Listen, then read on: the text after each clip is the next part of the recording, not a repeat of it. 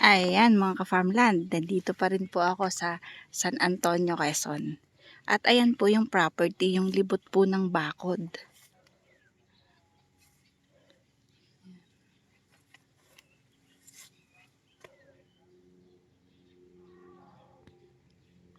Ayan po. O, pakita na po yung linya ng kuryente. So may kuryente po dito sa location ng property. At ayan po yung gate. So gated po yan at libot po ng bakod.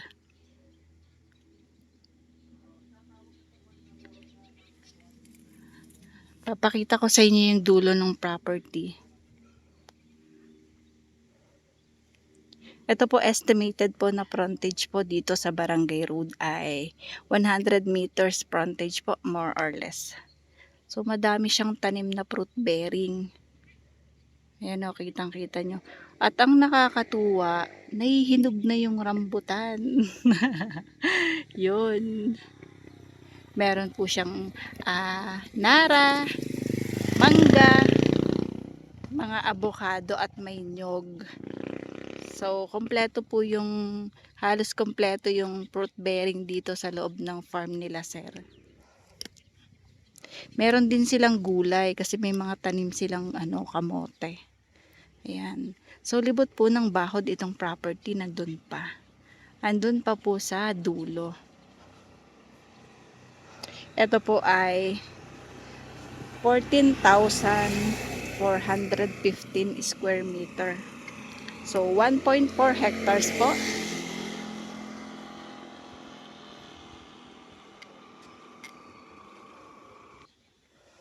Ayan. So, dyan po kami dumaan kanina. Ito po ang layo po sa National Highway ay 2 kilometers.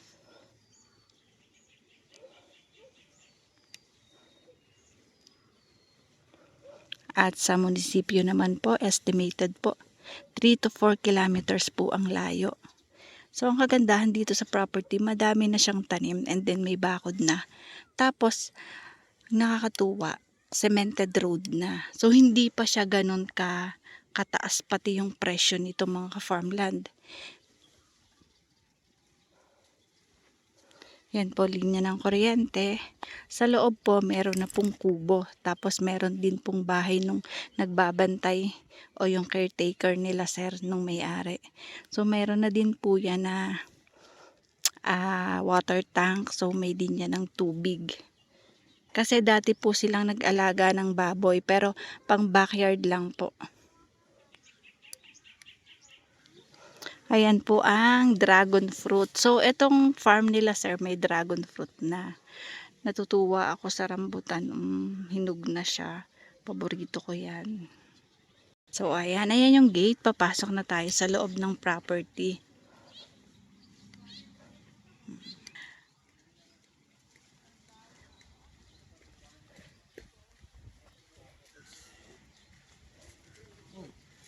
Ayan po. Ito yung boundaryhan ng property. So, meron din silang ano ba ito? Suha ba ito? O ano? Suha. Suha yan. Meron silang suha nga ba? Maliit pa kasi yung bunga. Ayan o. Suha or orange? Kasi maliliit pa. Ayan. Ayan yung bakod. Ito yung mangga. Tapos may kubo dito. May kubo sila, sir, dito.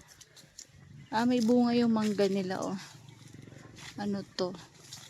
Manggang kalabaw. So, ayan, meron pong kubo dito.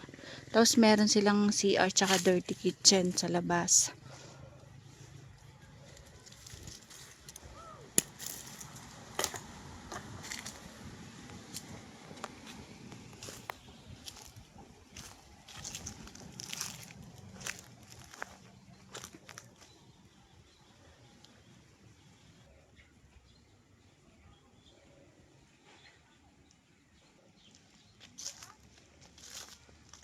Ayan, ang bababa nung ano nila, nung rambutan. So, kahit bata kaya manguha once na mahinog na. Ayan, ito po yung mga fruit bearing niya. Ayan po, durian. Ayan, so ito yung inside po ng property. Yan, madami pong fruit bearing. At ito po, ang durian may bunga. So, ayan po yun. Ito po ay may nara. Tapos may iba pa pong puno.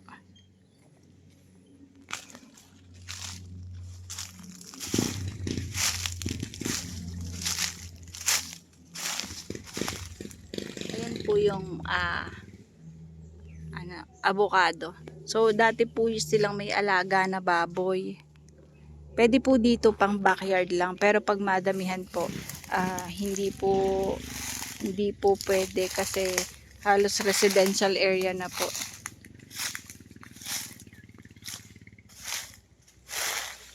Ayan. Yan ang rambutan nila. Oh. Mabababa.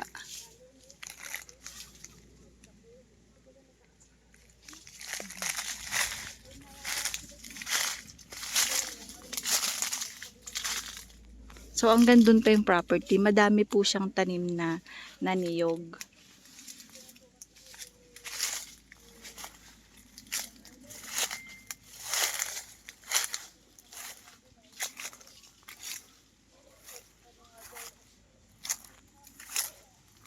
Ang property po ay hanggang doon pa po. So, kasama pa po yan. Doon sa may area po ng, sa may poste po doon. Ito po ang layo na sa highway ay 2 kilometers. So, along the road siya, accessible po. May signal ang cellphone, may signal ang internet connection. Tapos, kompleto na po, may tubig. So, may wifi din po dito. Yan po yung poste ng kuryente. Ayan o. Yan, malapit na pong mahinog ang rambutan nila dito. So, namumula na. Ilang buwan na lang pwede pong i-harvest.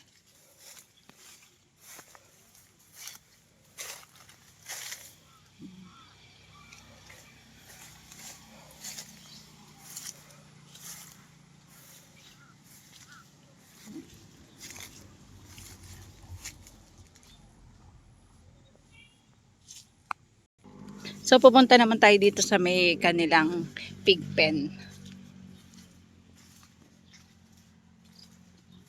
Ayan po, oh. Ang laki ng host nila. Isang bayabas nila, ang daming bunga. Kahit bata, pandaki ko, pwedeng manguha. Isa na ako dun. Ito po yung source ng tubig nila.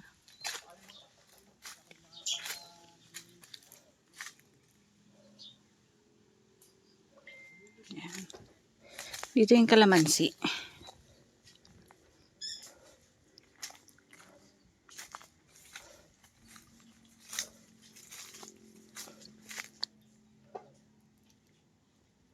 Yan yung bahay nung nagbabantay dito.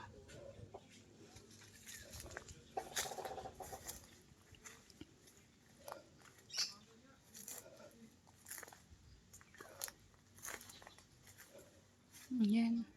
Dati silang may alaga ng ano dito, ng baboy. Ayan po ang guyabano.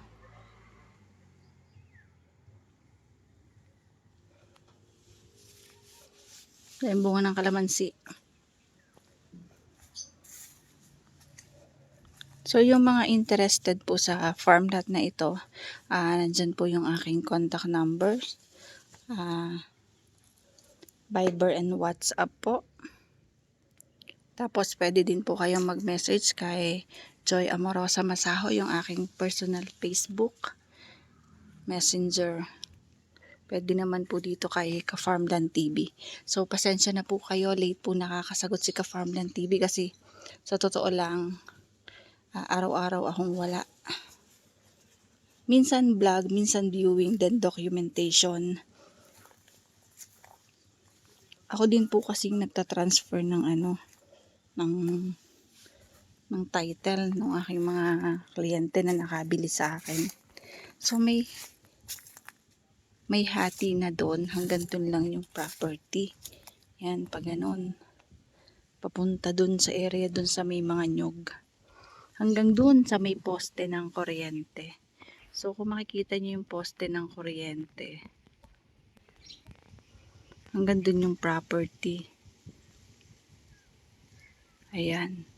Yung dalawa dyan sa may taas, ito. Yan. Yan. Yun po yung property. Hanggang dun po yung property.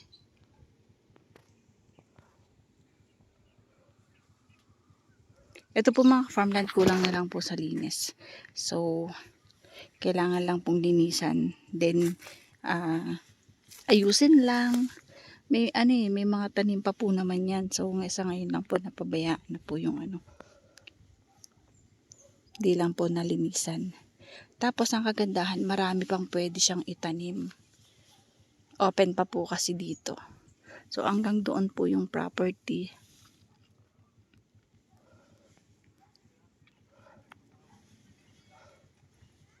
$14,415 square meter. Flat po ang lupa at hindi po naman binabaha.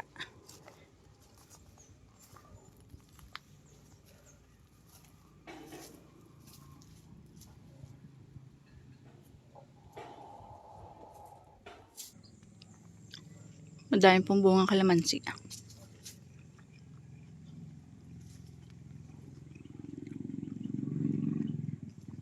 Hindi po allowed ang piggery ha. Ano lang po, backyard lang po. Yung ilang peraso lang. Pag yung pang business na talaga na madamihan, hindi po bibigyan ng permit.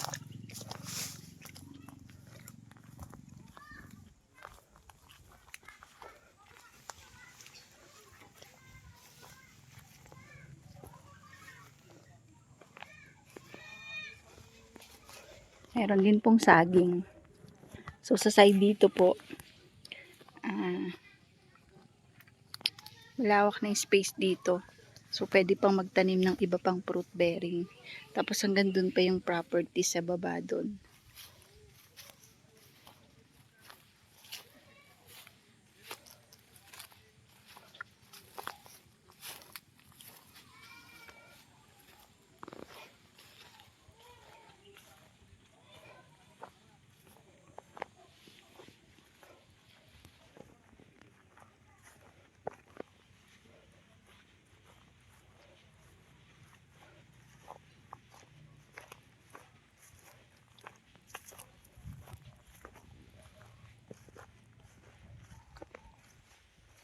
Ayan, may bakod na dito.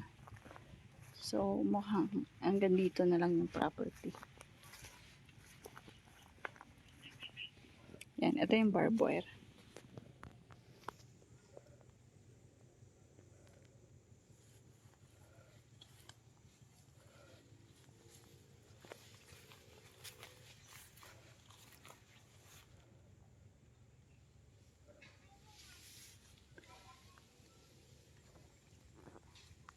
Inuulit ko mga farmland, ito po ay 14,415 square meter.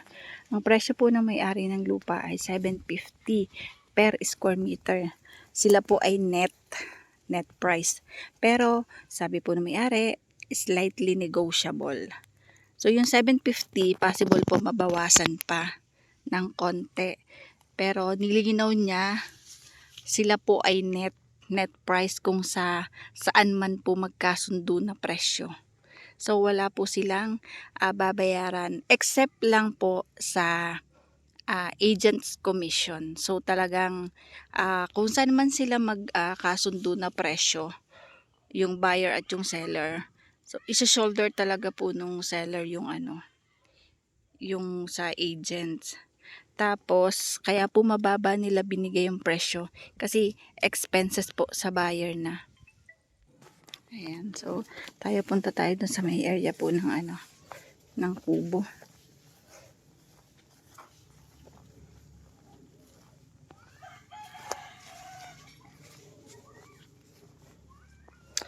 Inuulit ko po, gusto ko lang pong klaruhin.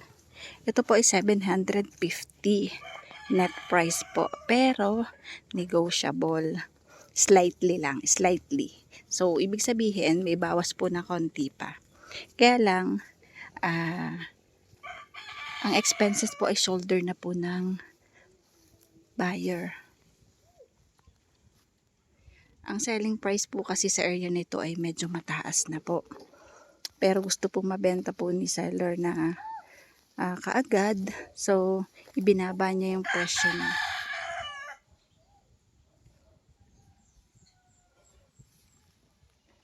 Ayan, ito yung kusina. Ang langka na ito parang 100 years old na. Nag-history na eh.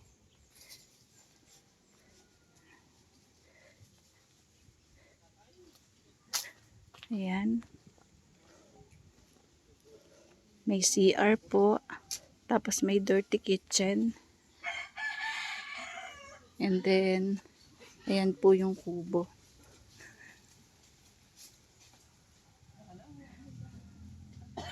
Ayan. Meron din pong duyan. Tapos ito yung, wala lang po yung owner dito. Kaya, hindi po namin mapapasok yung, yung kubo. So, ito po yung pinaka-kubo ng may-ari ng lupa. So, ayan sila with CCTV po. Kami naman po ay pinayagan ng may-ari ng lupa na ma-vlog yung kanyang property.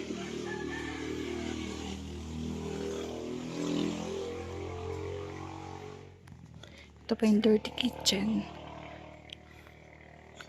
Yung kitchen nila nasa labas.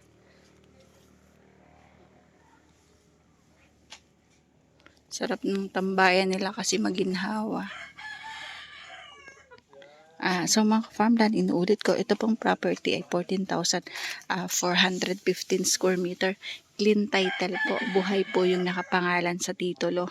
Fruit bearing, may niyog, may niyog, rambutan, mangga, langka, avocado, duhat. Yun po yung mga nilalaman ng property. Meron din pong dragon fruit. Tapos ang kagandahan, dito po sa front, tibot po yan ng bakod. Gated po, tapos sa likod may bakod din po yung property. Patag po ang property, hindi po binabaha. So ito po mga farmland ay 2 kilometers po from dun sa highway.